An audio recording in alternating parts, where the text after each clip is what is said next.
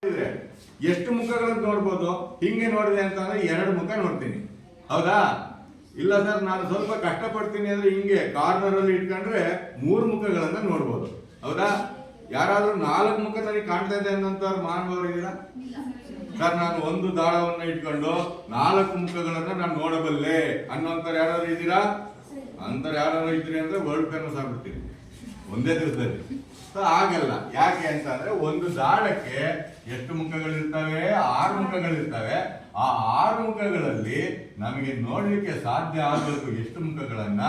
ಕೇವಲ 3 ಮುಖಗಳನ್ನ ನೋಡ್ಲಿಕ್ಕೆ ಸಾಧ್ಯ ಆಗುತ್ತೆ. 3 ಮುಖಗಳನ್ನ ನೋಡಿದಾಗ ಅದರಲ್ಲಿ ನೋಡಿ ಈ ರೀತಿ ಬರುತ್ತೆ. ಒಂದೊಂದ್ಸರಿ ಏನ್ ಮಾಡ್ತಾರೆ ಗೊತ್ತಾ, ಇಲ್ಲಿ ದಾಳಗಳಲ್ಲಿ ಏನಪ್ಪಾ ಅಂದ್ರೆ 6 ಮುಖಗಳಿಗೂ 6 ಸಂಖ್ಯೆಗಳನ್ನ ಕೊಟ್ಟಿರ್ತಾರೆ. ಉದಾಹರಣೆಗೆ 1, 3, 2 ಅಥವಾ 5 ಏನೋ ಕೊಟ್ಟಿದ್ದಾರೆ ಅಂತ ಅನ್ಕೊಳ್ಳಿ. ಇದು ಒಂದು ದಾಳ.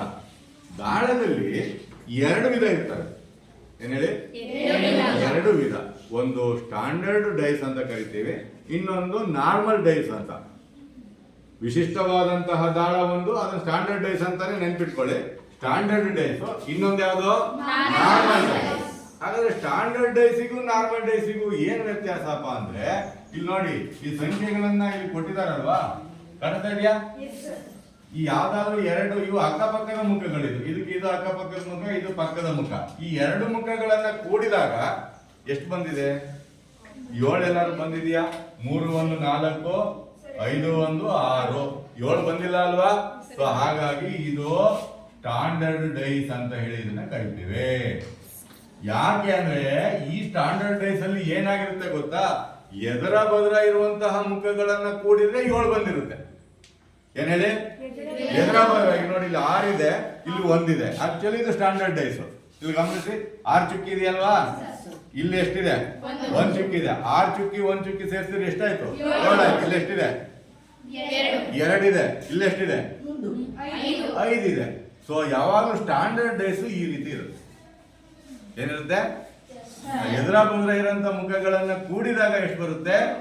7 ಬರುತ್ತೆ. ಇದು ಅರ್ಥ ಆಯ್ತಾ?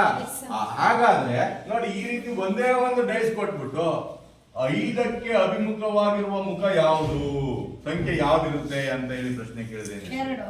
2 ಬಂದು. ಯಾಕೆ ಅಂದ್ರೆ ಯಾವಾಗ್ಲೂ ಒಂದೇ ಒಂದು ಡೈಸ್ ಕೊಟ್ಟು ಏನಾದ್ರು ನಿಮಗೆ ಪ್ರಶ್ನೆ ಕೇಳಿದ್ರು ಅಂದ್ರೆ ಅದು ಸ್ಟ್ಯಾಂಡರ್ಡ್ ಡೈಸೇ ಆಗಿರುತ್ತೆ. ಸ್ಟ್ಯಾಂಡರ್ಡ್ ಡೈಸಿನ ಗುಣಲಕ್ಷಣ ಏನು?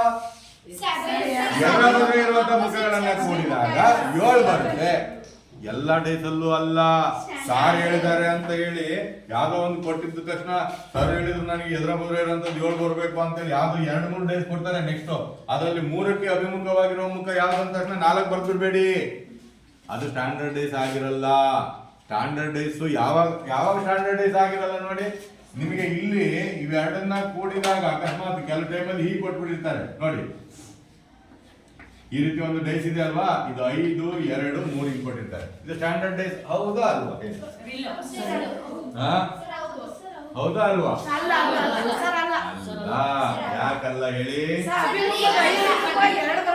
ಅಕ್ಕಪಕ್ಕ ಇರುವಂತಹ ಮಖಗಳ ಸಂಖ್ಯೆ 7 ಬಂತು ಅಂದ್ರೆ ಬರಬಾರ್ದು. ಬಂತು ಅಂದ್ರೆ ಇದು ಸ್ಟ್ಯಾಂಡರ್ಡ್ ಡೈಸ್ ಅಲ್ಲ. ಸ್ಟ್ಯಾಂಡರ್ಡ್ ಡೈಸ್ ಅಲ್ಲಿ ಯಾವಾಗ್ಲೂ ಅಕ್ಕಪಕ್ಕ ಇರೋ ಮುಖಗಳ ಮೊತ್ತ 7 ಬರಲ್ಲ. ಎದುರ ಬದ್ರ ಇರುವಂತ ಮುಖಗಳ ಮೊತ್ತ 7 ಬರುತ್ತೆ ಇಲ್ಲಿ. ಹಾಗಾಗಿ ಇದು ಸ್ಟ್ಯಾಂಡರ್ಡ್ ಡೈಸ್ ಆಗಿದೆ, ಇದು ಸ್ಟ್ಯಾಂಡರ್ಡ್ ಡೈಸ್ ಅಲ್ಲ. ನೆಕ್ಸ್ಟ್ ಬರುವಂತ ಪ್ರಶ್ನೆಗಳು ಈ ತರಹದ ಪ್ರಶ್ನೆಗಳು ಬರುತ್ತೆ. ಇದು ಸ್ಟ್ಯಾಂಡರ್ಡ್ ಡೈಸ್. ಅಕಸ್ಮಾತ್ ಒಂದೇ ಡೈಸ್ ಕೊಟ್ಟು ಎದುರಗಡೆ ಇರುವಂತ ಮುಖದಲ್ಲಿ ಎಷ್ಟು ಸಂಖ್ಯೆ ಇರುತ್ತೆ ಅಂತ ಪ್ರಶ್ನೆ ಕೇಳಿದ್ರೆ ಅವೆರಡು ಸೇರಿ ಈಗ 3ಕ್ಕೆ ಅಭಿಮುಖ ಏನಿರುತ್ತೆ? 4 ಇರುತ್ತೆ. 1ಕ್ಕೆ ಅಭಿಮುಖವಾಗಿರೋ ಮುಖದಲ್ಲಿ ಏನಿರುತ್ತೆ? 6 ಇರುತ್ತೆ. ಮುಗಿದೋಯ್ತು. ಈ ರೀತಿ ಒಂದೇ ಒಂದು ಡೈಸ್ ಕೊಟ್ಟಾಗ ಅಷ್ಟನ್ನ ಬರೀರಿ. ಅಕಸ್ಮಾತ್ ಈಗ ನೆಕ್ಸ್ಟ್ ನಾವು ಮುಂದಕ್ಕೆ ಹೋಗ್ತಾ ಇದ್ದೀವಿ, ಏನೋ ನೀವು ಕೊಡುವಂತ ಡೈಸ್ಗಳು 2 ಡೈಸ್ಗಳು ಬರುತ್ತೆ. ಆ 2 ಡೈಸ್ಗಳನ್ನು ಕೊಟ್ಟಾಗ ಹೇಗ್ ಮಾಡೋದು ನೋಡಿ. ಪ್ರಶ್ನೆಯನ್ನು ಒಂದೊಂದಾಗಿ ತಗೊಳ್ತಾ ಹೋಗೋಣ. ನಾನು ಒಂದು ಹೇಳ್ತೇನೆ, ಆಮೇಲೆ ಮುಂದಿನ ನೀವೇ ಮಾಡ್ಬೇಕು. ಈಗ ಉದಾಹರಣೆಗೆ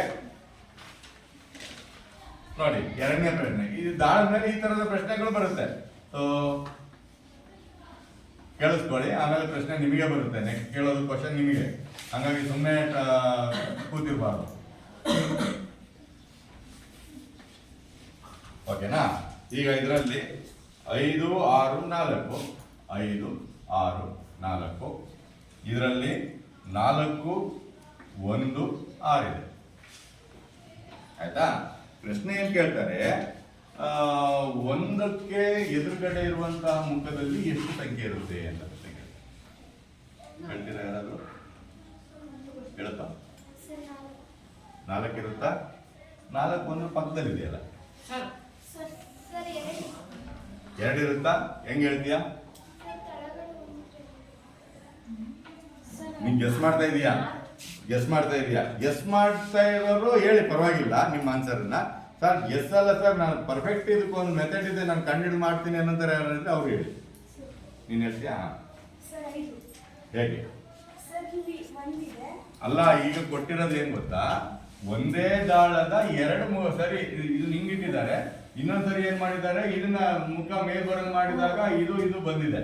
ಸೊ ಹಂಗಾಗಿ ನೀನೀಗ 4ಕ್ಕೆ ಆಪೋಸಿಟ್ 5 ಅಂದಿದೆಯಲ್ವಾ, 4ಕ್ಕೆ ಆಪೋಸಿಟ್ 5 ಅಲ್ಲ, 5 ಪಕ್ಕದಲ್ಲಿದೆ, ಆಪೋಸಿಟ್ ಇಲ್ಲ. 3 ಹೆಂಗ್ ಹೇಳ್ತೀಯಾ? ಯಾವ ಗ್ಯಾರಂಟಿ ಮೇಲೆ ಹೇಳ್ತೀಯಾ?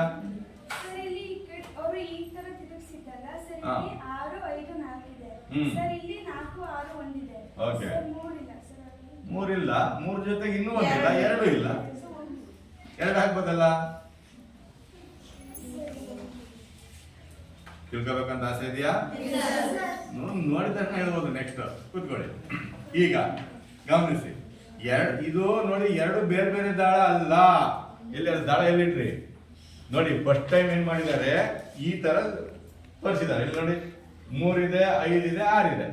ಇದೇ ದಾಳವನ್ನ ಹಿಂಗಿಟ್ಟೆ ಅಂತೇಳಿ ಅನ್ಕೊಳ್ಳಿ, 6 ಇಲ್ಲೋಯ್ತು, 2 ಇಲ್ಲಿ ಬಂತು. ಅಂದ್ರೆ ಒಂದೇ ದಾಳದ 2 ಸಂದರ್ಭಗಳನ್ನ ಅಲ್ಲಿ ಕೊಟ್ಟಿದ್ದಾರೆ. ಅರ್ಥ ಆಯ್ತಾ? ಅದೇ ಬೇರೆ ದಾಳ, ಇದೇ ಬೇರೆ ದಾಳ ಅಲ್ಲ. ಈಗ ಅವ್ರೇನ್ ಕೇಳ್ತಾ ಇರೋದು, ಒಂದಕ್ಕೆ ಆಪೋಸಿಟ್ ಯಾವುದು ಅಂತ ಕೇಳ್ತಾ ಇದ್ದಾರೆ. ಹೌದಾ? ಅದು ಮಾಡೋದಕ್ಕೆ ಏನ್ ಮಾಡ್ಬೇಕು, ಇದು ಇಂಪಾರ್ಟೆಂಟ್, ನೆನ್ಪಿಟ್ಕೊಳ್ಳಿ. ಕಾಮನ್ ಯಾವ್ದಿದೆ ಅಂತ ನೋಡ್ಕೊಳ್ಳಿ ಫಸ್ಟ್. ಎರಡು ದಾಳದಲ್ಲಿ ಯಾವ್ದಿದೆ ಕಾಮನ್? 4 ಕಾಮನ್ ಇದೆ ಅಲ್ವಾ? 4 ಕಾಮನ್ ಇದೆ. ಕಾಮನ್ ಇರೋಂಥದ್ರಿಂದ ಈ ರೀತಿ ಕ್ಲಾಕ್ ವೈಸ್ ಆಗ್ಬೋದು ಅಥವಾ ಆಂಟಿ ಕ್ಲಾಕ್ ವೈಸ್ ಆಗ್ಬೋದು. ಸಂಖ್ಯೆಗಳನ್ನು ಬರ್ಕೊಳ್ತಾ ಹೋಗಿ. 4 ಇದೆ ಅಲ್ಲ, 4ಕ್ಕೆ ಕ್ಲಾಸ್ ಇದನ್ನ ಎಂತ ದಿಕ್ಕು ಅಂತೀವಿ? Clockwise. Anticlockwise ಅಂದ್ರೆ ಹಿಂಗೆ. ನೀವು ಏನಂತ ಕರಿತೀರಿ ಕನ್ನಡದಲ್ಲಿ? ಏನಂತೀರೋ? ಪ್ರದಕ್ಷಿಣ ದಿಕ್ಕು ಅಂತೀವಿ. ಏನ್ ಹೇಳಿ? ಪ್ರದಕ್ಷಿಣ ಅಂದ್ರೆ ದೇವಸ್ಥಾನ ಸುತ್ತದ ಹೆಂಗ್ ಸುತ್ತೀವಿ? ಹಿಂಗ್ ಸುತ್ತೀವಲ್ವಾ? ಯಾರು ಹೊರಟ ಹೋಗ್ತೀರಾ? ಇಲ್ಲಲ್ಲ, ಪ್ರದಕ್ಷಿಣ ದಿಕ್ಕಲ್ಲಿ ಬರ್ಕೊಳ್ತೀರಿ. ಸೊ 4 ಆದ್ಮೇಲೆ ಹೆಂಗ್ ಬಂತು? 5 6 ಬಂತು. 4 ಪಕ್ಕದಲ್ಲಿ 5 ಬರೀರಿ, ಆಮೇಲೆ 6 ಬರೀರಿ. ಇಲ್ಲಿ ಬನ್ನಿ, 4 ಪ್ರದಕ್ಷಿಣ ದಿಕ್ಕು ತಗೊಳ್ಳಿ. ಏನ್ ಬಂತು? 1 ಬಂತು, ಆಮೇಲೆ 6 ಬಂತು. ಓ, 2 ಕಾಮನ್ ಇದೆ ಅಲ್ವಾ? 2 ಕಾಮನ್ ಇದೆ ಅಲ್ವಾ? ಸೊ ಹಾಗಾದ್ರೆ ಇದು ಪ್ರಶ್ನೆ ತಪ್ಪಲ್ಲ. 6 5 4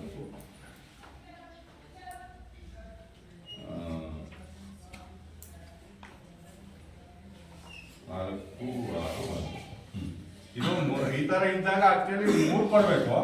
ಇಲ್ಲಿ 2 ಕಾಮನ್ ಇತ್ತು ಅಂತ ಅಂದ್ರೆ ರಿಮೈನಿಂಗ್ ಏನಿರುತ್ತೆ ಅದೇ ಆಪೋಸಿಟ್. ನೋಡಿ, 6 ಕಾಮನ್ ಇದೆ, 6 ಕಾಮನ್ ಇದೆ, 4 ಕಾಮನ್ ಇದೆ, 4 ಕಾಮನ್ ಇದೆ. ಸೊ 2 ಕಾಮನ್ ಇದ್ದಾಗ 2 ಐಟಮ್ಸ್ ಕಾಮನ್ ಇದೆ. ಇನ್ನು ಉಳಿದಿರೋದು ಯಾವ್ದಿದೆ? 5 ಇದೆ, 1 ಇದೆ ಅಲ್ವಾ? ಸೊ ಇನ್ನು ಉಳಿದಿರೋದು 2 ಯಾವ್ದು? 3 2. ಈ ತರ ಇದ್ದಾಗ 3 ಮತ್ತೆ 2 ಆಪೋಸಿಟ್ ಇರುತ್ತೆ, 5 ಮತ್ತೆ 1 ಆಪೋಸಿಟ್ ಇರುತ್ತೆ. 2 ಕಾಮನ್ ಇದ್ದಾಗ ಇದು. ಸೊ ಒಂದೊಂದು ಕಾಮನ್ ಇದ್ದಾಗ ಏನು ನಾನು ಇದನ್ನ ಹೇಳ್ಬೇಕಾಗಿತ್ತು. ಅದಾದ್ಮೇಲೆ ಇದಕ್ಕೆ ಬರೋಣ. ನೋಡಿ, 2 ಕಾಮನ್ ಇದ್ದಾಗ ಏನ್ ಮಾಡ್ಬೇಕು? ಇದನ್ನ ಬಿಡಿ, ಉಳಿದಿರೋದು ಯಾವ್ದಾವ್ದು ಇರುತ್ತೋ ಅದು ಆಪೋಸಿಟ್. ನೋಡಿ, 5ಕ್ಕೆ 1 ಆಪೋಸಿಟ್. ಅರ್ಥ ಆಗ್ತಾ ಇದೆ ಇದು? 2 ಕಾಮನ್ ಇದ್ದಾಗ 5ಕ್ಕೆ 1 ಆಪೋಸಿಟ್, ಆಮೇಲೆ ಉಳಿದಿರೋದು 2 ಯಾವುದು? 2 3 ಅದು ಆಪೋಸಿಟ್ ಆಗುತ್ತೆ. ಸೊ ಅದು ತುಂಬಾ ಈಸಿಯಾಗಿ ಅದು ಮಾಡುವಂಥದ್ದು. ಅದು ಫಸ್ಟ್ ಇದಕ್ಕಿಂತ ಮುಂಚೆ ಸಿಂಪಲ್ ಆಗಿರೋದ್ರಿಂದ ಹೋಗೋಣ. ಬಂದೆ ಅಲ್ಲ, ಮಾಂಸಾಹಾರಿ, ಅದರಲ್ಲಿ ಹುಲಿ. ಇದಕ್ಕೆ ಏನ್ ಚಿತ್ರ ಹಾಕ್ತೀಯ ಅಂತಂದ್ರೆ ಏನಾಗ್ತೀಯ? ಇದು ಮಾಂಸಾಹಾರಿಯನ್ನ ಸೂಚಿಸುತ್ತೆ, ಇದು ಹುಲಿಯನ್ನ ಸೂಚಿಸುತ್ತೆ. ಅಂದ್ರೆ ಅರ್ಥ ಏನು? ಇಲ್ಲಿರೋದು ಎಲ್ಲರೂ ಕೂಡ ಇದಾಗಿರುತ್ತೆ ಅಂತ.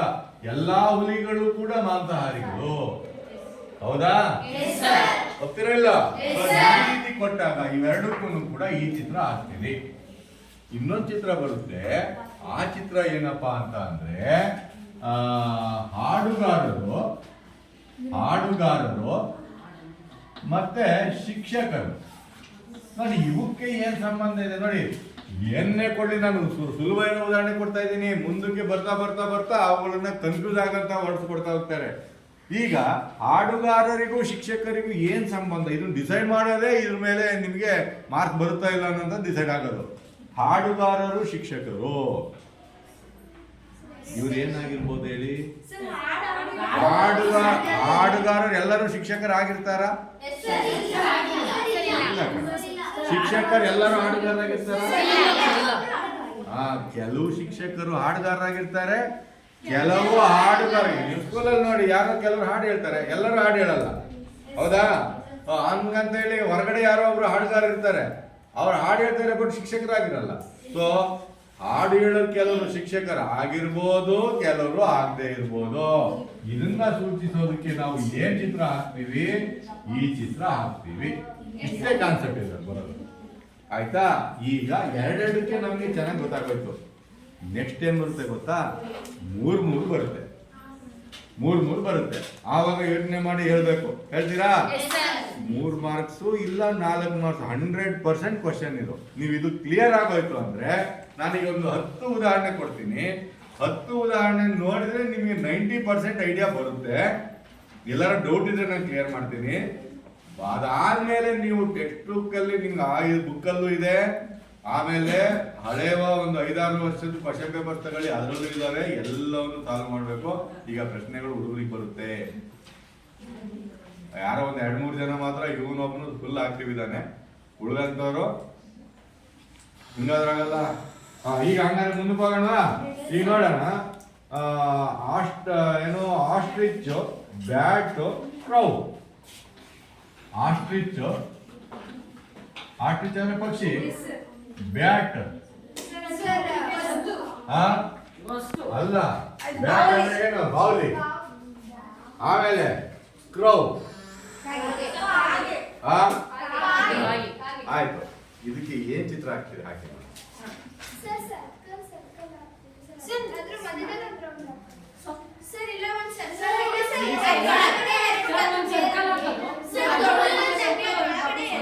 ಹೌದಾ? ದೊಡ್ಡದೊಂದು ಹಾಕಿ ಇದ್ರ ಒಳಗಡೆ ಎರಡಾ? ಮತ್ತೆ ಅದ್ರೊಳಗೆ ಒಂದಾ?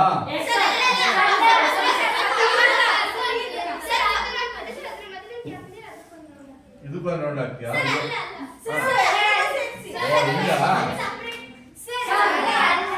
ಎಲ್ಲರೂ ತಪ್ಪು ಹೇಳ್ತಾ ಇದ್ದೀವಿ ನೋಡಿ. ನಾನು ಹೇಳ ಸ್ವಲ್ಪ ಗಮನಿಸಿ. ಸರ್ ಹೇಳಿ. 3 ಸಪ್ರೇಟ್ ಸರ್ಕಲ್ ಹಾಕ್ಬೇಕು. ನ್ಯಾಚುರಲ್. ಈಗ ನೋಡಿ ಗಮನಿಸಿ.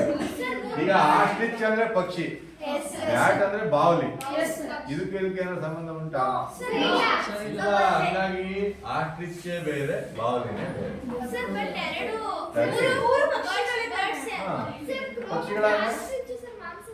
ಪಕ್ಷಿಗಳಾದ್ರೆ ಈಗ ಅಕಸ್ಮಾತ್ ಪಕ್ಷಿಗಳು ಅಂತ ಕೊಟ್ಟು, ಆಸ್ಟ್ರಿಚ್ ಅಂತ ಕೊಟ್ಟು, ಕ್ರೋ ಅಂತ ಕೊಟ್ರು ಅಂದ್ರೆ ಇದು ಪಕ್ಷಿಗಳನ್ನ ಸೂಚಿಸುತ್ತಿತ್ತು, ಇದು ಆಸ್ಟ್ರಿಚ್ ಅನ್ನ ಸೂಚಿಸ್ತಾ ಇತ್ತು, ಇದು ಕ್ರೋ ಅನ್ನ ಸೂಚಿಸ್ತಾ ಇತ್ತು ಅಲ್ವಾ?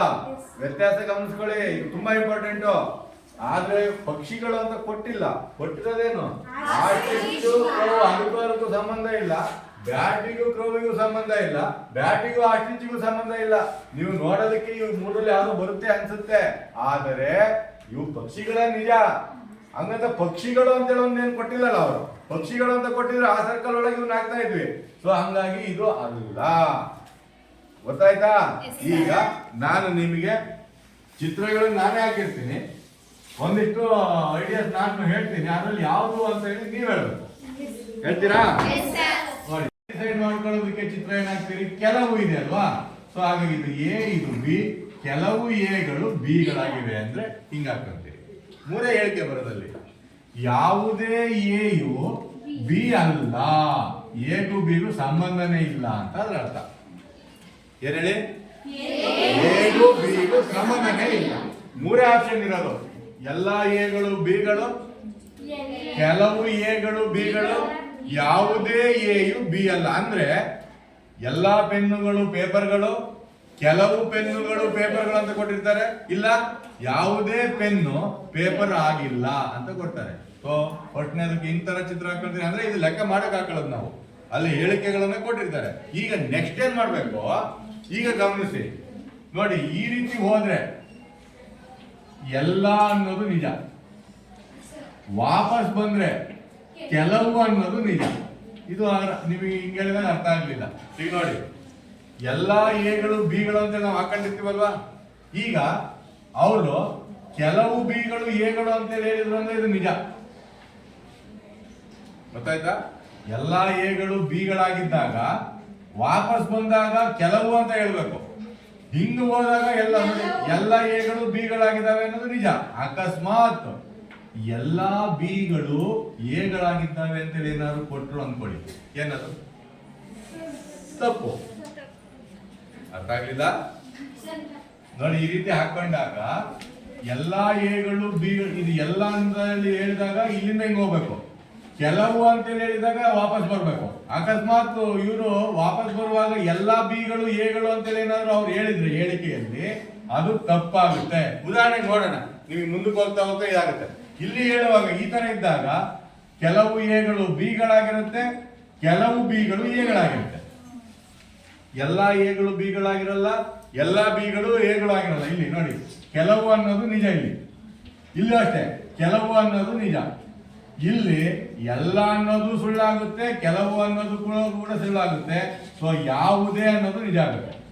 ಸೊ ನಿಮಗೆ ಲೆಕ್ಕ ಮಾಡುವಾಗ ಅರ್ಥ ಆಗುತ್ತೆ. ಇಲ್ಲಿ ಹಾಗಾದ್ರೆ ಏನ್ ಹೇಳ್ಬೋದು ಹೇಳಿ ನಾವು, ಯಾವುದೇ ಎಯು ಬಿ ಅಲ್ಲ, ಯಾವುದೇ ಬಿ ಅಲ್ಲ. ಇಲ್ಲಿ ಬನ್ನಿ, ಕೆಲವು ಎಗಳು ಬಿಗಳಾಗಿದ್ದಾವೆ, ಅಕಸ್ಮಾತ್ ಇಲ್ಲಿ ಎಲ್ಲಾ ಎಗಳು ಬಿಗಳಾಗಿದ್ದಾವೆ ಅಂದ್ರೆ ನೀವೇನಂತೀರಿ, ತಪ್ಪು ಅಂತೀರಿ. ಎಲ್ಲಾ ಬಿಗಳು ಎಗಳಾಗಿದ್ದಾವೆ ಅಂದಾಗ ಏನಂತೀರಿ, ಅದನ್ನು ತಪ್ಪು ಅಂತೀರಿ. ಇಲ್ಲಿ ಬನ್ನಿ, ಎಲ್ಲಾ ಎಗಳು ಬಿಗಳಾಗಿದ್ದಾವೆ ಅಂತ ಅಂದ್ರೆ ಸರಿ ಅಂತೀರಿ, ಕೆಲವು ಬಿಗಳು ಎಗಳಾಗಿದ್ದಾವೆ ಅಂದ್ರೂ ಕೂಡ ಸರಿ ಅಂತೀರಿ. ಇದನ್ನ ಉಲ್ಟಾ ಹೇಳಿದ್ರೆ, ಅಕಸ್ಮಾತ್ ಕೆಲವು ಎಗಳು ಬಿಗಳಾಗಿದ್ದಾವೆ ಅಂದ್ರೆ ಯಾಕೆ, ಎಲ್ಲಾ ಎಗಳು ಬಿಗಳಾಗಿದ್ದಾವೆ, ಇಲ್ಲಿ ಕೆಲವು ಬಿಗಳು ಎಗಳಾಗಿರ್ತವೆ, ಅಕಸ್ಮಾತ್ ಅವ್ರೇನಾದ್ರು ಎಲ್ಲಾ ಬಿಗಳು ಎಗಳಾಗಿದ್ದಾವೆ ಅಂತ ಏನ್ ಮಾಡ್ತೀರಿ, ತಪ್ಪು. ಇದು ಮೂರೇ ಪಾಯಿಂಟ್ಸ್ ಇಲ್ಲಿ. ಇದನ್ನ ಅರ್ಥ ಆಯ್ತು ಅಂದ್ರೆ ಯಾವ ಲೆಕ್ಕ ಕೊಟ್ಟರು ಮಾಡ್ತೀರಿ. ನೋಡೋಣ.